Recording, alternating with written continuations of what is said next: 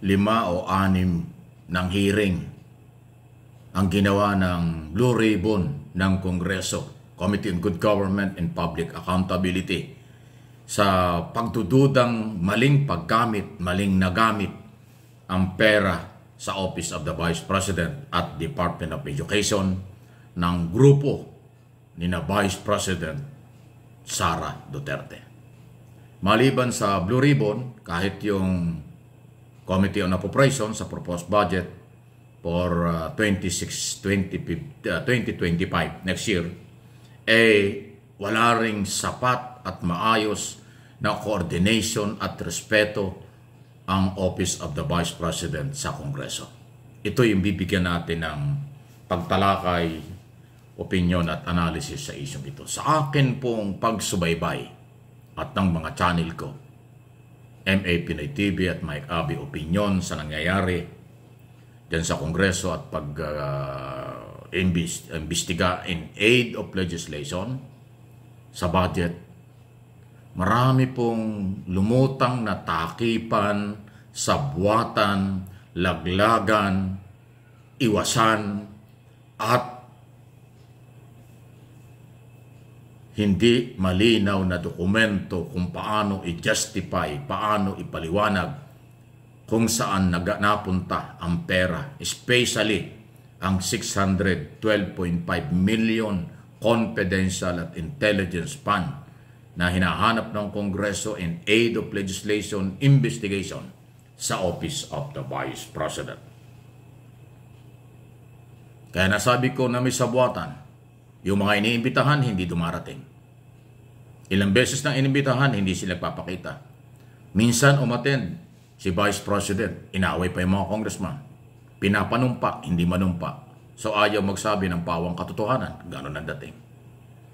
Mga invited na mga opisyal na siyang gumamit or dumaan sa kanila ang pera ng bayan ay hindi ho nagpakita. Sina Acosta, Paharda, Ortonio, yung 2 Paharda. Yung mga abogado ng Finance, Admin, Chief of Staff at iba pang opisyalis ng Office of the Vice President, nagtakipan lang naman, nagsisihan pa, nagpalusot lang sa tingin po at opinyon ko. Lahat sila ay nagdi-deny. Wala daw, hindi daw dumaan sa kanila.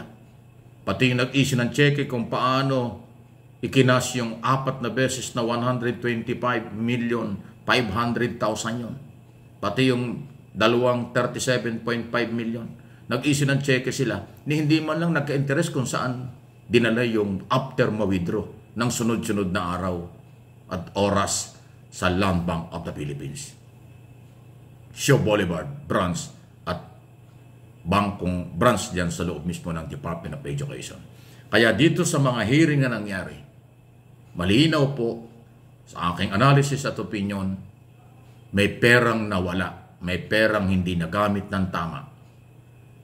Ang mga dokumento, acknowledgement receipt at pahayag ng mga opisyalis ng Office of the Vice President at mismong Vice President, hindi malinaw, hindi katanggap-tanggap. Kahit sa mga abogado, hindi umubra ang paliwanag ng mga abogado ng Office of the Vice President. Dahil ang mga congressman, ang iba dyan, abogado. At kahit hindi abogado, simpleng mamamayang Pilipino na siyang may-ari ng pera, hindi katanggap-tanggap yung acknowledgement receipt para i-justify kung saan ginamit sa loob ng 11 days ang 125 million at sa loob lang ng ilang panahon na ubos ang 612.5 million. Pagbabayad sa 34 na mga safe house, 250,000 per night. Meron pang ang inabot ng 1 million. Sunod pa dyan, yung pare-parehas ang pangalan sa acknowledgement receipt pero iba-iba ang perma. In other words, yung pera ay ikinalat nila sa kaduda-dudang acknowledgement receipt at mga pangalan tulad ng Mary Grace Piatos. Yung bang Piatos, tao ba yun? Pagkain yun. Yung mga ganong palusot. Ang COA natakot sa Office of the Vice President dahil sinulatan na huwag magbigay ng mga record sa Kongreso. Kaya nagalit ang Kongreso in aid of legislation, dapat makipag-coordinate ang COA. Pero sinulatan at hindi naman idininay ni Atty. Lopez, Chief of Staff ng Office of the Vice President, na 2 beses nga siyang sumulat sa COA na huwag magbigay ng record sa Congress in aid of legislation investigation. Kaya nga kinontempt na at pinakulong si Atty. Lopez, Chief of Staff ng Office of the Vice President. At ang aking pong analysis at opinion, lahat ng galaw na ito, yung pagtatanggal ng 4 na mga opisyal ng DepEd na ang nagtanggal lang ay Chief of Staff ng Vice President, hindi pwedeng gawin nyo kung walang utos ang kanyang principal. Sino ba ang principal ng Chief of Staff? Yung Vice President. Yung paggastos ng pera, pag-withdraw ng pera, imposibleng hindi alam ng pangalawang Pangulo. Kalahating milyon o kalahating bilyon, 125 million cash. Imposibleng hindi alam yan ng Vice President. So lahat ng mga tao, Office of the Vice President, Office of the Department of Education ng panahon yon, sabit, mananagot. Kaya nga, ulitin ko, sabwatan, takipan, laglagan, nag-iiwasan sa investigasyon. Dahil laging may mga travel authority, nakakapag-travel sila pag may public hearing. Hindi talaga umaaten. Sa tingin ba ninyo, walang kinalaman ang kailang principal sa pagtatravel ng mga taong dapat tumaharap sa public hearing para sumagot kung saan at paano nila ginastos ang pera? Imposible. Hindi pwedeng mag-travel ang isang opisyal nang hindi alam ng principal, nang hindi alam ng boss nila. So malawakang sabwatan sa kanilang opisina. Kaya ang maiipit dito, kahit na mga accountant, abogado, naiipit na ho sila. Pero ang masakit dito, lumabas na yung palang mga taong malalapit sa Office of the Vice President ay karamihan ay galing sa City Hall ng Davao nung siya ay mayor. Si Atty. Acosta, administrator. Itong si Ortonio, department head din daw sa Davao City Hall. At saka yung Acosta, yung Paharda ay taga Davao din. Lahat silang mga taga Davao na naka-assign sa Office of the Vice President. Ang nagtatakipan, sa tingin ko, opinion ko, nag-iiwasan sa hearing. Nagpapalusot kung saan ginastos ang pera. Nagdaglagan sila para hindi maipit sa isa't isa.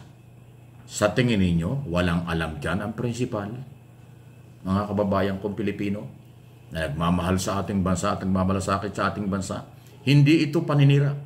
Ito po'y paghahayag lang ng mga nangyari sa mga nakaraang hearing sa Kongreso dahil sinusubaybayan ng channel na ito ng inyong lingkod ang mga nangyayari. Kaya nga, analysis, opinion, interpretation sa mga kaganapan, sa sunod-sunod na hearing, sunod-sunod na mga galaw, paninindigan ko, in aid of legislation investigation under the law, under the rules ng Kongreso. Kinatawan sila ng mamamayan. Dapat lang nilang alamin yung kanilang ina-aprobang batas para magkaroon ng budget ng lahat ng ahensya ng gobyerno kung nagagamit ng tama o hindi. So malinaw po, may sabwatan, may takipan, at may kampihan, bandang huli, maglalaglagan yan. Please like, share ng video ito. Kung hindi pa, subscribe.